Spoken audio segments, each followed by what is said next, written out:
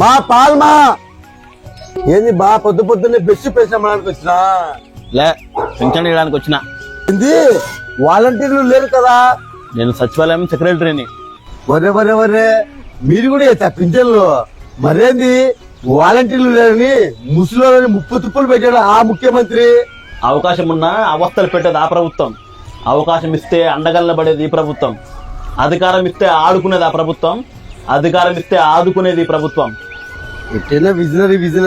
ఇదిగో అవ్వా 7,000 పెన్షన్ నిజంగా 7,000 ఉందా నాయన? ఉందవ్వా. నిజంగా 1000 రూపాయలు పెంచినాడా నాయన? వాయిదాల్లో తిరిగే వాళ్ళు వాయిదాల్లో ఇస్తారేమో, కానీ చంద్రన్న చెప్తే చేస్తాడు. ఆయనకు ఓటమిలో నిలదొక్కుకోవడం తెలుసు, గెలుపుని నిలబెట్టుకోవడం తెలుసు.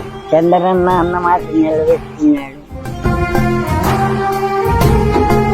చెప్పిన రోజు పెన్షన్ ఇవ్వగలిగారంటే నెల రోజులు కూడా కాలేదు. అందరూ ఛార్జెస్ తీసుకుని ఆయన అనుభవం వల్ల ఈ రోజు మీకు వెంటనే మీ చేతికి ఇలా వచ్చింది.